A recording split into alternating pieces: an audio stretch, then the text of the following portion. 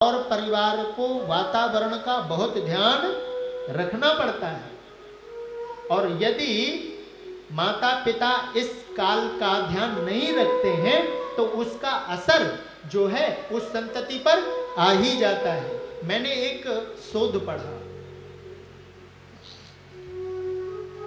America के वैज्ञानिकों ने एक शोध किया, किसी को वहां की अदालत ने फांसी दे दी, फांसी मृत्यु दंड दे दिया। तो वहां के वैज्ञानिकों ने कहा कि जब इनको मृत्यु दंड दे ही दिया गया है तो क्यों ना इन पर कोई सर्च कर लिया जाए मृत्यु के विषय पर। तो उन्होंने क्या किया, बोले इनको फांसी से नहीं मारेंगे, इसको हम काले सर्प के द्वारा मारेंगे, नाग के द्वारा मरवाएंगे। प्रेम से कहो श्री राधे।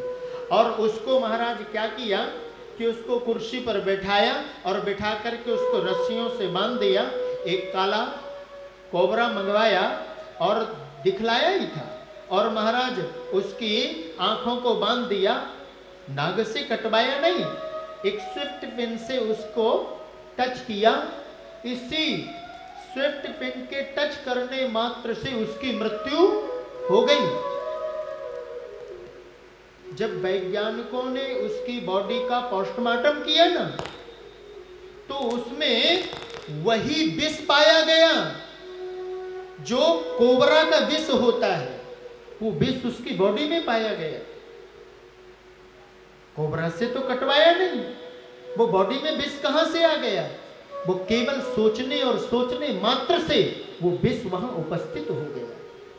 कहने का मेरा तात्पर्य है कि यदि आपकी थिंकिंग, आपका चिंतन उत्तम कोटि का रहेगा तो निश्चित रूप से आपकी संतति उत्तम ही बनेगी, निस्संदेह बनेगी। इसलिए प्रयास करो अपनी संकल्प शक्ति का, हमें कैसे रहना है, कैसे बना करके रहना है। यदि क्रोध आ रहा है तो थोड़ा उसके चले जाने पर, दूर हो जाने पर थोड़ा फिर लड़ लेना, प्रेम से को राधे राधे, चलो इतनी छूट दे देते हैं। हाँ, वैसे तो ये व्यवस्था नहीं है।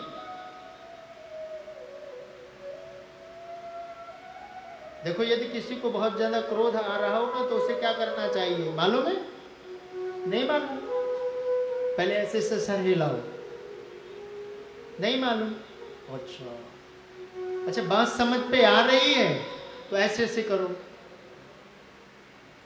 नहीं आ रही? अच्छा तो घर में लड़ाई होती है, हाँ ऐसे ऐसे हिलाओ, यदि होती है तो बतलाएं, नहीं होती तो ऐसे ऐसे हिलाओ। होती है? अच्छा नहीं होती है, मेरे चौरसिया परिवार पे तो लड़ाई का सवाल ही नहीं है भैया,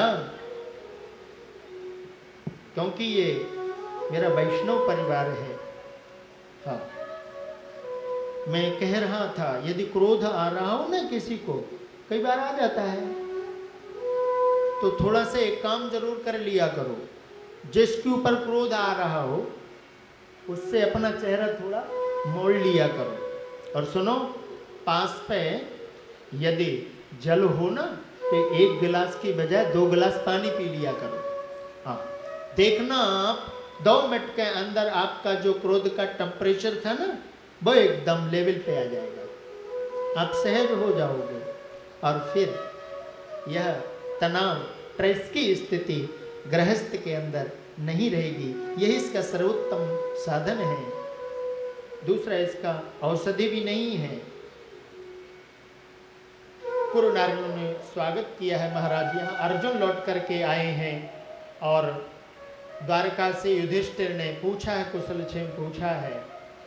युधिष्ठिर ने जब यह सुना अर्जुन से कि द्वारकानाथ अपनी संपूर्ण लीला का संवरण करके स्वधाम प्रस्थान कर गए हैं, इतना सुनते ही महाराज पांडवों ने सब कुछ त्याग दिया और अपने पुत्र परीक्षित को बुला करके उस सम्राट के पद पर बैठा दिया, उनका तिलक किया है और 5 पांडव लोग स्वर्गारोहण कर गए हैं। महाराज परीक्षित भारत के सम्राट बने और जब वह दिग्विजय करने के लिए यत्र तत्र निकले तो अपने पूर्वजों की यश और कीर्ति का गान श्रवण किया है। इसी मध्य पर कलि और धर्म के बीच के, गौ और पृथ्वी के बीच की वार्ता को श्रवण किया है। कलयुग से संवाद हुआ है और महाराज परीक्षित ने कलयुग के लिए 4 स्थान प्रदान कर दिए हैं। द्यूतम स्त्रियः सूनः, जहाँ पर शराब पी जाती है वहाँ पर कलयुग का वास है। जहाँ पर हिंसा होती है वहाँ पर कलयुग का वास है। और जहाँ पर जुआ खेला जाता है वहाँ पर भी कलयुग का वास है। और जहाँ स्त्रियाँ, जहाँ वैश्यालय है वहाँ पर भी कलयुग का वास है। आजकल लोग जुआ दूसरे रूप पर खेलने लग गए। प्रेम से को राधे राधे। वो भी जुआ का ही रूप है जो हम बतला रहे हैं। जो ये वो लगता है ना, वो मार्केटिंग वाला, वो क्या बोलते हैं उसको, शेयर मार्केट। प्रेम से को राधे राधे। ये भी जुआ का ही रूप है। कलयुग पे अभी भी है, वो दर्शन होता सब चीजों का। न 4 स्थान दिए और एक स्थान कहा कमरे चारों को 4 गंदे, एक बढ़िया सा दे दो। सोने पर भी दे दिया। तो कलयुग का बात सोने पर भी है। प्रेम से को राधे राधे। किस सोने पर है? जो छीना झपटी चोरी करके लाया गया जो सोना है ना। कई बार सोने की चोरी हो जाती है। प्रेम से को राधे राधे। जो सोना कोई चुरा लेता है ना किसी का, और वो सोना अपने पास रखता है, वो उसको समाप्त करने की सोचता है। वो सोना उसको कभी लाभ दे ही नहीं सकता। इसलिए बहुत ध्यान रखो। यदि आपको पता चल जाए कहीं कि ये उसकी ही रिंग हो सकती है, तो आप उसको धीरे से चुपचाप उसके हाथ पे दे आओ। भैया आपकी रिंग हमें मिली। फिर देखना आपके भी फिंगर पे रिंग आ जाएगी। प्रेम से कहो राधे राधे। हाँ, क्योंकि मालूम है आपको, स्वर्ण भगवान का स्वरूप है। भगवान गीता पर कहते हैं धातु नाम कांचनोस्मि। धातुओं में जो स्वर्ण है वो मेरा ही स्वरूप है। तो कली का वास इस पर हुआ। महाराज परीक्षित ने मुकुट उतारा और इसी बीच पर करते हुए जा रहे थे। समीक ऋषि के वहां पर पहुंचे। समीक ऋषि महाराज ध्यानस्थ थे और सम्राट परीक्षित ने पानी की याचना की। तो महात्मा की जो वृत्ति थी वो अंतस्थ थी, सुनी नहीं। सम्राट परीक्षित को क्रोध आ गया। वहां कोई मरा हुआ सर्प पड़ा हुआ था। बाण की नोक से उठाया और महात्मा के गले पे डाल दिया। जो ही महाराज शिष्यों ने सुना, उनका पुत्र था समीक श्रृंगी, तो महाराज बतलाया ही है कि वहां पहुंच करके उसने जल लिया, कौशिकी नदी का जल लिया अपने हाथ पर और श्राप दे दिया। इति लंघित मर्यादम तक्षकाः सप्तमेहनीहि। जिसने यह कुकर्म मेरे पिता के प्रति किया है, उसके ठीक 7वें दिन उसकी मृत्यु हो जाएगी। और महाराज लौट करके आए, जोर जोर से रोने लग गए पुत्र। महात्मा की चित्तवृत्ति उठी और रोते हुए पुत्र को पूछा, वत्स रो क्यों रहे हो? अरे अरे पिताजी, आपके पास कोई ऐसे सम्राट आए थे जो अपना नाम परीक्षित बतला रहे थे, वो ऐसा कृत्य करके गए हैं, मैंने उनको श्राप दे दिया है। महात्मा ने कहा, अरे अरे पागल, तूने तो बहुत बड़ा अनर्थ कर दिया। जो राजा अनेक भेषों को बदल करके ऋषियों की सेवा करने के लिए आता था, आज वो हमारे आश्रम पर पहुंच चुके थे। हमारा कर्तव्य था कि हम उनका सत्कार करते, किंतु हम अंतस्थ थे, ध्यानस्थ थे, समाधि में थे। अब तो तुमने श्राप दे ही दिया है। गौरमुख नाम के शिष्य को बुलाया है और बुला करके कहा है, परीक्षित को जाकर के सूचना दे दो कि आज से ठीक 7वें दिन आपकी मृत्यु होने वाली है, आप अपनी मृत्यु का उपाय कर लें। महाराज, यहाँ सम्राट परीक्षित ने अपने मस्तक से मुकुट उतारा ही था कि आज संपूर्ण घटना क्रम याद हो गया। ओहो, मेरे इन हाथों से किसी ऋषि का अपराध हो गया, मैं कितना बड़ा अपराध करके आया हूँ। मैं अब इस देह को रखना नहीं चाहता हूँ। मेरी इसी समय पर मृत्यु हो जाए, वज्रपात हो जाए, आकाश से बिजली चमके और मेरी देह समाप्त हो जाए, ऐसा चिंतन ही कर रहे थे कि उसी समय पर गौरमुख नाम के शिष्य ने सूचना दी। संपूर्ण राज्य को त्यागा और सीधे प्रस्थान कर गए गंगा तट की ओर। महाराज, जिन जिन महापुरुषों ने, अन्यायियों ने सम्राट परीक्षित के श्राप को सुना, सब के सब ऋषि मुनि, अमलात्मा, विमलात्मा, परमहंस, यतीन्द्र, मुनीन्द्र सबके साथ दौड़ पड़े और परीक्षित के पास जाकर के कहा, आपको श्राप मिला? सम्राट परीक्षित ने कहा, मैं इसे श्राप कहूं या इसे वरदान कहूं? मैं इसे श्राप नहीं कहूंगा, मैं इसे सिर्फ और सिर्फ वरदान ही कहूंगा। यदि आज मुझे ये वरदान प्राप्त नहीं हुआ होता तो आप जैसे महात्माओं का मुझे दर्शन कैसे होता? संपूर्ण ऋषि महर्षि बैठ करके सम्राट परीक्षित की मृत्यु के अनुष्ठान के विषय पर चर्चा कर रहे थे कि उसी समय पर व्यासनंदन सुखदेव जो है, महाराज स्वेच्छा से जो विचरण करने वाले हैं, वह आज निर्गुण निराकार ब्रह्म की समाधि से टूटे और उस सभा की ओर प्रस्थान कर गए जहां सम्राट परीक्षित की सभा लगी हुई है। सुखताल पर पहुंच रहे हैं। कैसा दिव्य सुंदर वपु है आपका। तत्रा भवद भगवान व्यास पुत्रो यदृच्छया गामट मानो निपेक्षा अलक्षलिंगो निज लाभ तुष्टै व्रतस्य बालैरवधूत वेशः। उसी समय पर महाराज व्यासनंदन सुखदेव का आगमन हुआ है। समस्त ऋषियों ने खड़े होकर के आपका अभिनंदन किया है। आपके दिव्य तेज को देख करके ऋषि महर्षि अमलात्मा विमलात्मा यति मुनीन्द्र सारे के सारे खड़े हो गए हैं। महाराज सम्राट परीक्षित ने उच्चासन दे करके आपको आसीन कराया है और आसीन करा करके पाद प्रक्षालन कीना है। पाद प्रक्षालन करके चरणों पर हाथ जोड़ करके सम्राट परीक्षित बैठे हुए हैं। आइए परीक्षित के साथ पर 2 मिनट बड़े प्रेम के साथ भाव के साथ वहीं बैठे बैठे ही गुरुदेव सुखदेव के चरणों पर हम प्रणिपात कर लेते हैं।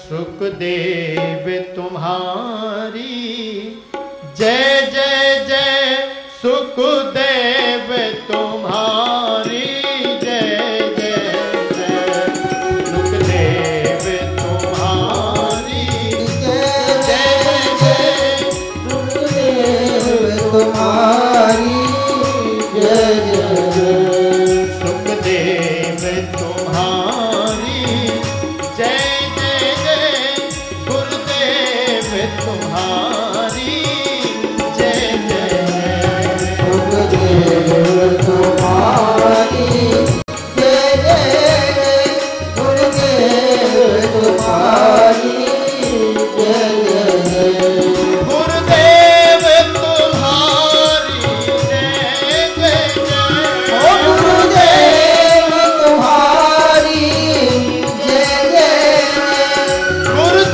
गुरुदेव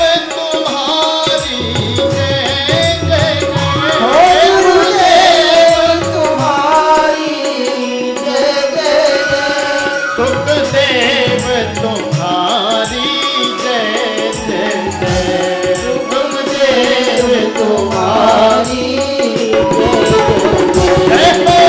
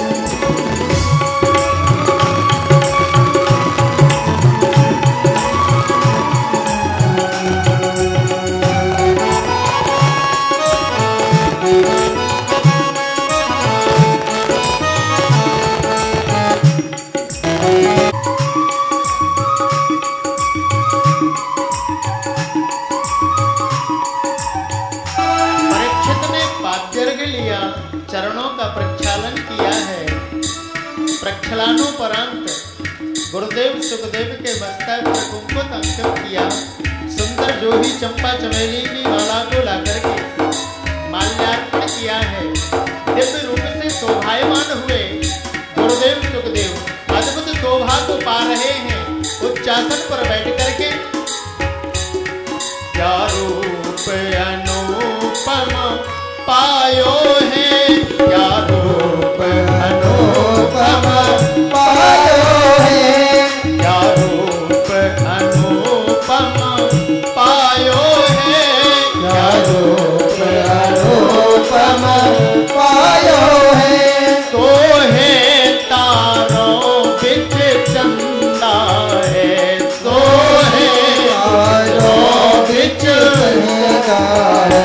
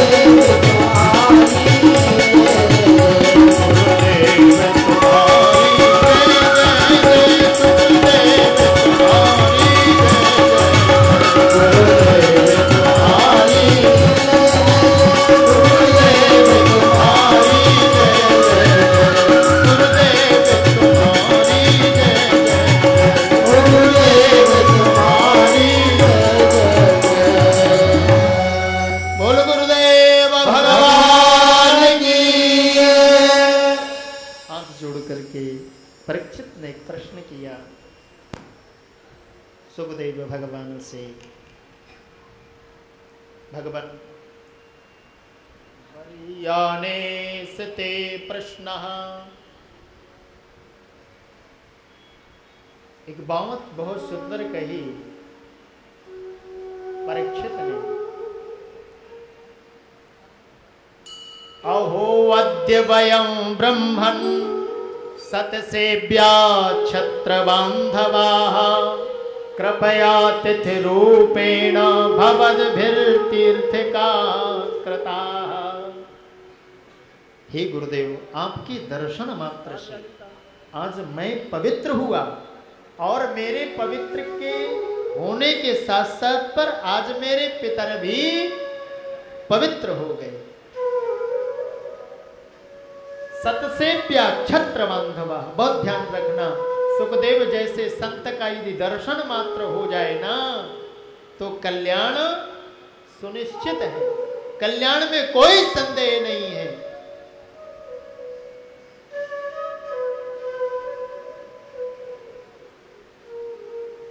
एसाम संस्मरणात् पुंसः शुद्ध्यन्ति वै ग्रहाः। यदि ऐसा संत किसी के घर पर अपने चरणों को डाल दे तो उसका घर पवित्र हो जाता है।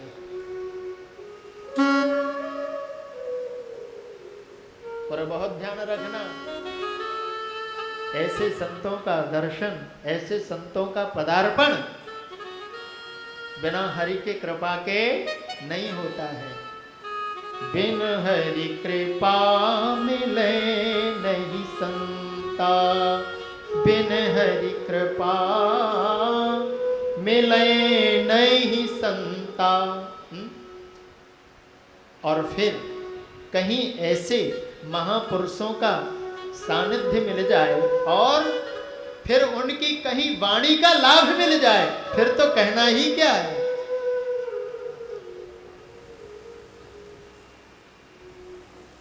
बहुत ध्यान रखना, सम्राट परीक्षित को मृत्यु का श्राप लगा और मृत्यु का जो समय होता है ना वो बहुत खतरनाक होता है। प्रेम से कहो राधे राधे। मृत्यु का जो समय होता है केवल वहां पर